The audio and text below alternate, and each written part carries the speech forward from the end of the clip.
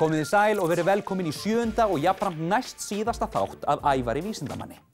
Ég heiti Ævar. Í kvöld ætlum við að demba okkur á bólakaf í hafið og velta því fyrir okkur hvernig við værum á bragðið ef hákarl skyldi éta okkur. Nemo Kapteinn, vísindamaður úr bókmenntasögunni sem bjó í gríðarstórum kafbát, er vísindamaður dagsins og við rannsökum hvort hægt sé að búa neðansjávar. En við erum líka í landi. Við veltum fyrir okkur hvers vegna hor er grænt á litinn og svo ætla ég að kenna ykkur að búa til slím. En ekki bara smá slím í skál eða smá slím í bala. Nei, mig grunar að við séum að fara að setja Íslandsmet ef ekki Norðurlandamet í slímframleiðslu. Við byrjum ekki seinna en núna.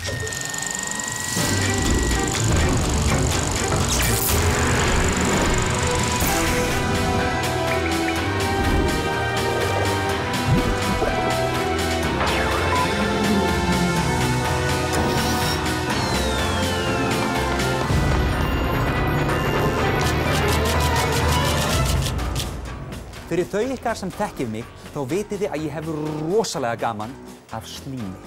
Slím gerir allt einhvern veginn meira spennandi. Það eru til nokkrar leiðir til þess að búa til slím, en svo sem ég nota er einföld og það sem betra er afar auðþrífanleg. Það eina sem þú þarft til þess að þvona af þér er smá vatn og ef þú hefur notað matarlykt, sápa. Rifjum upp hvernig við búum til slím. Hér er ég með skál, vatn, kartöflumjöl og grænan matarlit. Ég helli kartöflumjölinu ofan í skálina og svo blanda ég vatninu hægt og rólega út í.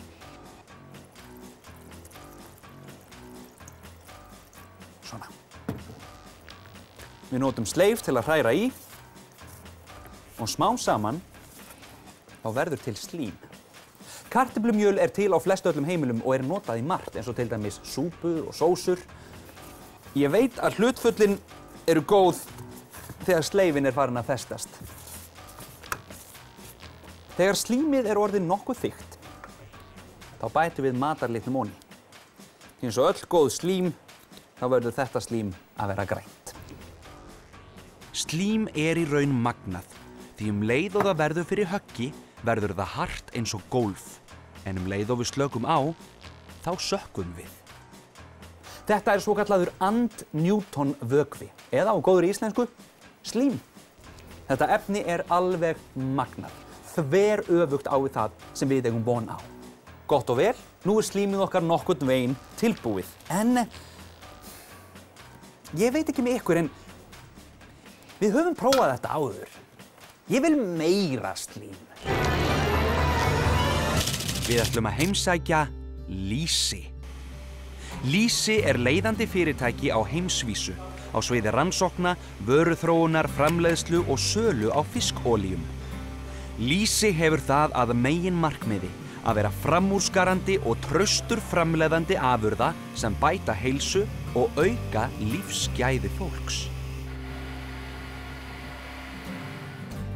Þetta er Arnar Halldórsson, rannsókna- og þróunarstjóri.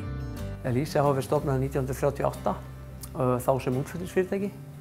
Þá voru farið að vinna D-vítamín úr lýsi við Noregsstrendur og það var reynda flutt til Bandaríkjanna og unnið þar. Og svo þegar menn fóru að mæla lýsi við Íslandsstrendur, þá uppgötvaði það að það er töluvert mikið af D-vítamín í og rauninni meira D-vítamín í íslenska þorskinn og þá þurfti það hráefni inn í D-vítamínsluna og Lýsi hafa fæðist sem útflutningsfyrirtæki. Síðan er það upp á 1960 að menn fara að uppgötva omega-3 fitusýrurnar. Það verður til tilstuðlan tveggja danskra lækna sem að fara að rannsaka Inuita og fyrir lága tíðni hjarta- og æðasjúkdóma hjá þeim. Og eftir það jókst þessi mikla omega-3 bóla sem er ennþá að vaxa. Eins og þið sjáið, þá er verksmiðjan hjá Lýsi gríðarstór og fjöldi starfsfólksins er mikill. En hvað er það sem gerir Lýsið svona merkilegt? D-vítamínið er okkur nauðsynlegt til þess að binda kalk í líkamanum og styrkja beinin og þar sem við lifum hérna á norðurhveli jarðar, þar sem að sólar nýtur ekki alltaf árið í mismiklu mæli, að þá það nauðsynlegt fyrir okkur að fá það á fæðið. Og lýsi ein aðaluppspretta okkar í fæðu af D-vitamíni. En D-vitamín getur líkaminn einnig framleitt úr sólarljósi. Hvað besta lýsið? Það sjálfsögðu íslenska þorskalýsið okkar, fljótandi. Þorskalýsið nefnilega ríkt af omega-3 fitusýrum og það líka ríkt af A- og D-vitamíni. Þá vitum við það. Það alveg magnað hvaða ferðalag lýsið fer í áður en það skilar sér í búðir. Hér til dæmis verið að lyktarhreinsa það. Fjöldinn allur af fólki passar að allt sé í toppstandi, að bæði pakningar og varan séu fullkomin áður en lýsisflaskan skila sér í ísskápinn heima hjá okkur.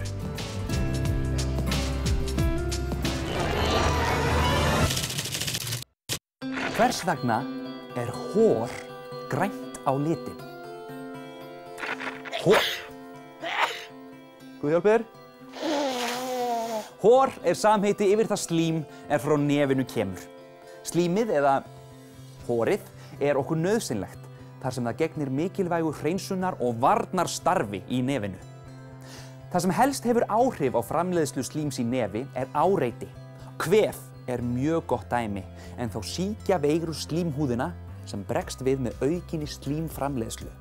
Fleiri dæmi ertingum má nefna, svo sem sígarettureyk, útblástur frá bílum og skörp skil milli hita og kulda.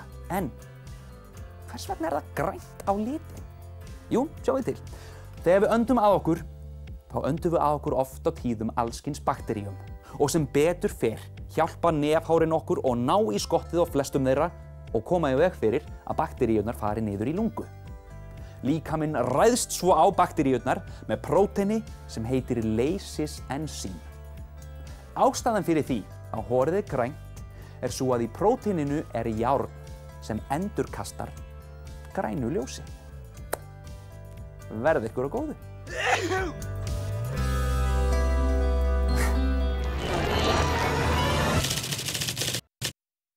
Velkomin í vísindastofuna okkar.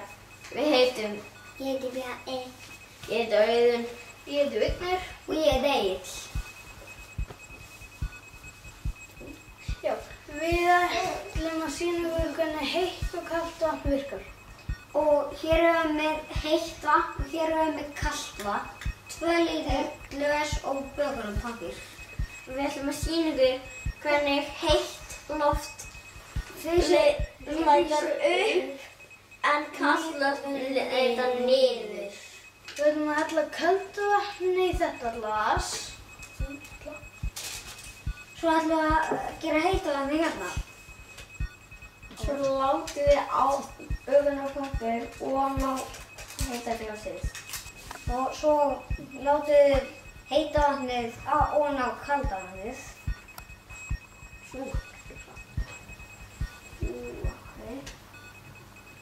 Og tökum pappírinn frá skalla og heita vatnið er ennþá eldast uppi.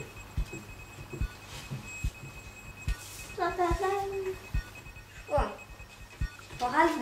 vitum við það að heita vatnið heldist uppi. En kalda vatnið nærði. En hvað gerist ef við snúum við? Þá blandast liturinn í Grænan. Takk fyrir daginn í dag. Takk fyrir. Bye. Já, nú erum við að búa til meira slím í bala. Ef ég myndi fara í fótabað hér, þá myndi ég sökkva ofan í slímið og ef ég myndi hoppa, þá myndi balinn fylgja á eftir. Vitið þið, þetta allt saman gott og blessað, en þetta ekki nóg. Við erum líka búin að þessu. Við þurfum eitthvað meira, eitthvað stærra. Ég vil meira slím, ég vil miklu meira slím. Þetta bara smá. Mér langar í 100 sinnum meira, mér langar í 1000 sinnum meira slím. Hefur einhver tímann búið neðansjávar? Árið 1969 tóku Bandaríkjamenn sig til og settu af stað TEC-TITE verkefnið. Það var rannsóknarverkefni þar sem átt að athuga hvaða áhrif það hefði á manneskjur að búa neðansjávar. Neðansjávarheimur var smíðaður á 20 metra dýpi við Great Lameshur-flóa í Karabíska hafinu. Þetta voru 2 stórir samantengdir turnar. Þarna voru 4 herbergi, eldhús, vélarrúm og rannsóknastofa. Kafararnir gátu farið í sturtu, í sérstöku blautherbergi, í venjulegu vatni, ekki sjó.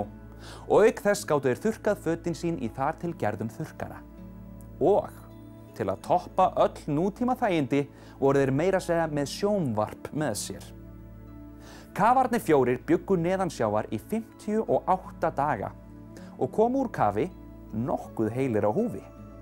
Í raun gekk þetta svo vel að mörgum árum seinna stofnaði einn þeirra heimsins fyrsta neðansjávarhótel. Frá því að ég var pínun lítill þá hef ég alltaf verið alveg logandi hræddur við hákarla. Þessar voldugu skepnur hafa verið konungar hafsins í ótalmörg ár og eru svo snöggir og svo hættulegir að ég þori varla að horfa á sjónvarpsskjáinn. Við þurfum þó ekki hafa áhyggjur. Fæstir hákarlar hafa nokkurn áhuga á okkur mannfólkinu. Og í þau skipti sem þeir hafa ráðist á fólk er það oftast vegna þess að þeir halda að við séum feitir og gómsætir selir. En hvernig værum við á bragðið ef hákarl skyldi borða okkur? Kenningin er sú að við værum eins og svínahakk á bragðið, nema örlítið sætari. Við vitum auðvitað ekki nákvæmlega hvernig bragðlaugarnar hjá hákörlum virka og sumum hákörlum finnst fólk ekki einu sinni gott á bragðið. Þá má taka það fram að moskítóflugan er miklu hættulegri en hákarl og ber ábyrgð á mörgum sinnum fleiri dauðsföllum á ári. Í hverjum þætti þá veljum við einn vísindamann og fjöllum nánar hann eða hana. Sumir vísindamennirnir voru til í alvörunni á meðan aðrir koma úr hugarheimi rithöfunda. Í dag þá ætlum við að skella okkur á bólakaf í hafið, bláa hafið. Vísindamaður dagsins er Nemo Kafteinn. Nemo er skáldsagnapersóna úr hugarheimi franska rithöfundarins Jules Verne. Verne var þekktastur fyrir vísindaskáldsögur og meðal helstu verk hans eru Leyndardómar Snæfellsjökuls og Umhverfisjörðina á 80 dögum.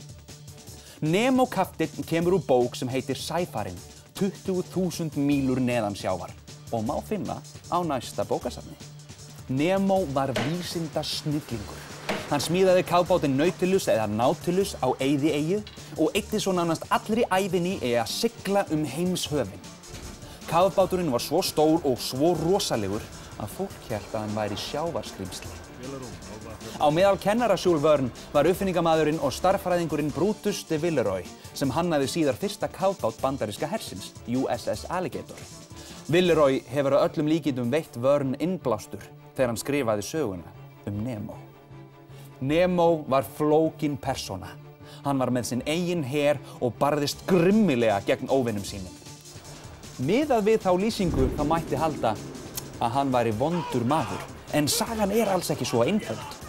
Þegar Nemo hafði tækifæri til, þá hjálpaði hann fólki í neyð og þegar einn af áhöfninni dó í rosalegum bardaga við risakolkrabba, þá táraðist hann. Í bókinni Sæfaranum veit enginn hvaðan þessi reiði snillingur kemur, en nafnið Nemo þýðir enginn á latínu. Í dag erum við nokkuð vön því að til sé eitthvað sem heitir kafbátur. Þeir eru notaðir í hernaði og rannsóknarskyni og geta farið niður á ótrúleg dýpi. Sumir þeirra geta verið á bólakafi í marga mánuði og fólk sem þjáist af innilokunarkennd forðast á eins og heitan eldinn. Eitt að lokum áður en við kveðjum Nemo og heilsum örlítið upp á Jules Verne. Jules Verne hafði einstaklega frjótt ímyndunarafl. Árið 1863 skrifaði hann merkilega bók sem hann nefndi París á 20. öldinni. Þar lýsir hann heiminum eins og hann sér hann fyrir sér á komandi öld. Útgefandinn taldi að bókin myndi skaða orðspor Verne og mælti með því að hún yrði ekki gefin út fyrr en eftir að minnsta kosti 20 ár. Verne tók því bókina, faldi hana á heimili sínu og þar gleymdist hún. Árið 1989, mörgum árum seinna, fann barnans bókina og gaf hana út nokkrum árum seinna. Í bókinni sem á sínum tíma þótti fáránleg segir Vern meðal annars frá gasknúnum bílum, reiknivélum og svo sem eins og einu alþjóðlegu samskiptanetti. Hljómar nokkuð kunnulega. Svona getur ímyndunaraflið verið magnað.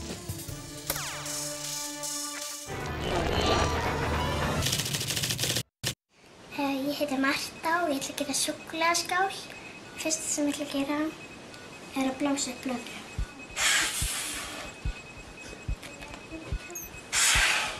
Nú ég búin að blása 1, 2, 3, 4, 5, 6, 7, 8, 9, 10 blöðrur. Nú bróðir minn komin í hliðina á mér og ég ætla að brjóta svona sörusúkkulaði niður, setja þetta í skál og setja það svo í örbylgju í smástund. Svona.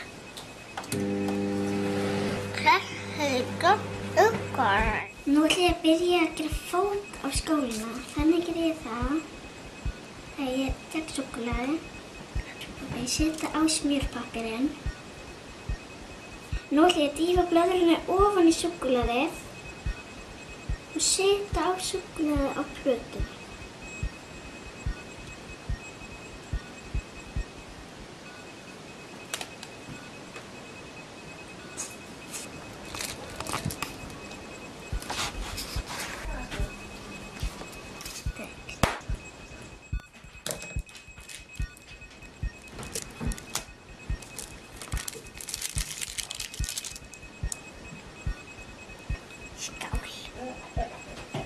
Svo getur maður sett alls konar nammi og ís ofan í til þess að skreyta smá.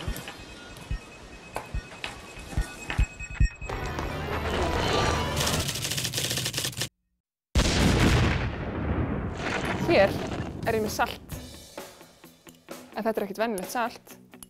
Þetta er ammóníumnítrat. Og smá af ammóníumklóríði. Þetta er mjög sérstakt salt, því að ef við blöndum málminum sink í duftformi út í þetta salt, þá verður mjög skemmtilegt efnahvarf sem er mitt uppáhalds efnahvarf hans Helga. Það er svolítið hættulegt. Þegar maður blandar þessu saman, þá getur kviknað í þessu sjálfu sér. Hægan. Sagður ekki að það getur kviknað í þessu sjálfu sér? Jú. Viltu ekki vera með smá hlíf? Já, það er rétt, Helgi. Ég þarf að gera þetta rosalega varlega. Nú ætla ég bara að blanda þessu varlega saman. Sko, ef það kemst raki í þetta hjá mér, þá fer efnahvarfið af stað. En það er rosalega útvarmi. Það þýðir að það myndast rosalega mikill varmi. Svo mikill að það getur kviknað í sig sjálfu sér. Svona, nú er ég búin að blanda þessu vel saman. Og ég ætla að setja þetta hér.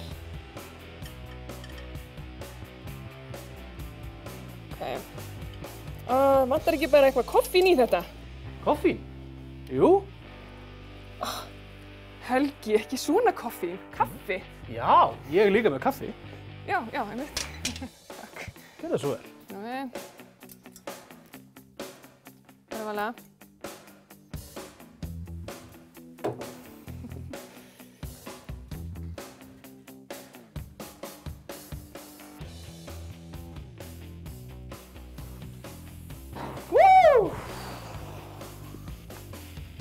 Þetta var sko útvermið.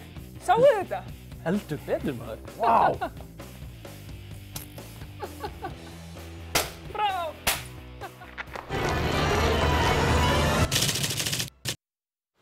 Við erum stödd fyrir utan BM Vallá og þau ætla að hjálpa mér að búa til örlítið meira slím heldur en ég er vanur. Þetta hér er 25 kíló poki af kartöflumjöli. Við erum með 10 svona poka. Blöndum slím.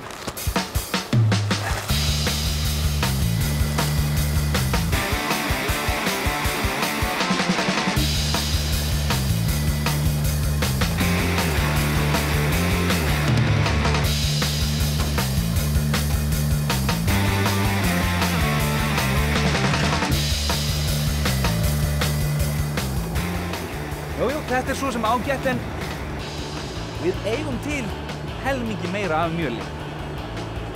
Ég segi að við bætum örlitlu við. Það er komið að því að prófa slímið. Eins og ég sagði í byrjun þáttarins er slímið ónjútonlegur vökvi og hefur aðra eiginleika en vökvar sem við erum vön, eins og vatn og olía. Ef slímið verður fyrir höggi, til dæmis ef við lemjum á það eða hoppum á því, þá er það hart. Annars er slímið bara fljótandi, svo ef þú hættir skyndilega að hoppa og stendur kjör á slíminu, þá sekkur á bólakaf. Spurningin er þess vegna: getur þetta slím haldið heilli mannesku? Eins og allir góðir eldri bræður myndu gera, þá hef ég ákveðið að láta hina hugrökku litlu systur mína, hana Jónu Rós, prófa slímið, svona áður en ég fór að hætta mér út af það sjálfur. Þetta virðist ganga, svo lengi sem hún er á hreyfingu, en leið og hún stoppar, þá byrjar hún að sökkva. Jæja, það er komið að mér. Þetta efni er í rauninni alveg gjörsamlega magnað. Leið og ég beiti það þrýstingi, labba ofan á því, sjáu þið, að þá verður þetta eins og gólf eða vassrúm. En leið og ég stoppa, þá byrja ég að sökkva. Þannig að ég er á hreyfingu. Þannig að við löpum hérna nokkra hringi. Þannig að maður geti... Nei, já. Þetta er svo kviksyndi. Það er rosalega þykk kakósúpa sem enginn ætti að koma nálægt.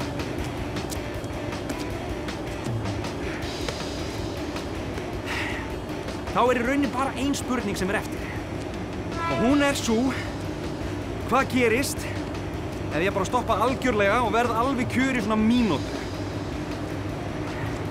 Það er það sem við skulum prófa núna. Nú er ég næstu komin upp að hnjám. Slímið er byrjað að flæða inn í skóna. Það er alveg rosalega kalt.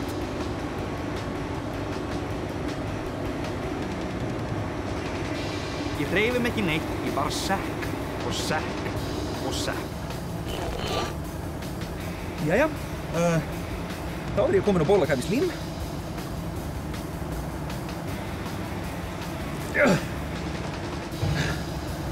Og það þarf töluvert mikið afl til þess að losa sig að mér ætlar að gera það með miklum krafti. Hins vegar ef ég bíð rólegur og verð þolinmóður, þá ætti ég að geta komist upp úr fyrir næstu áramót. Ég hins vegar er aðalega í því að sökkva bara dýpra og dýpra. Þannig að, Jóna Rós, getur þú kannski aðeins, ertu með eitthvað, hjálpa mér aðeins pínu bara?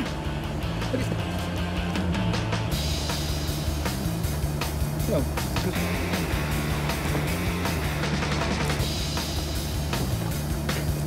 Þetta ætti að redda sig í smástund.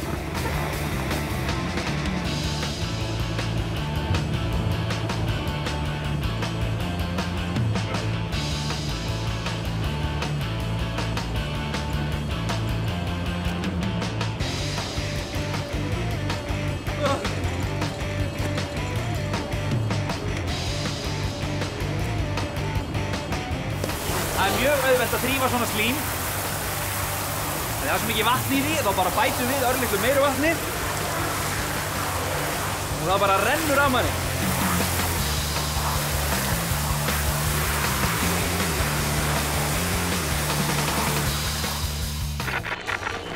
Þá er þættinum lokið í dag. Takk fyrir að horfa. Ef þið hafið einhverjar spurningar eða viljið senda inn tilraunir, þá skuluð þið senda mér tölvupóst á ævarvísindamaður hjá ruv.is eða senda mér venjulegt bréf merkt Ævar Vísindamaður, Efstaleiti 1, 150 Reykjavík.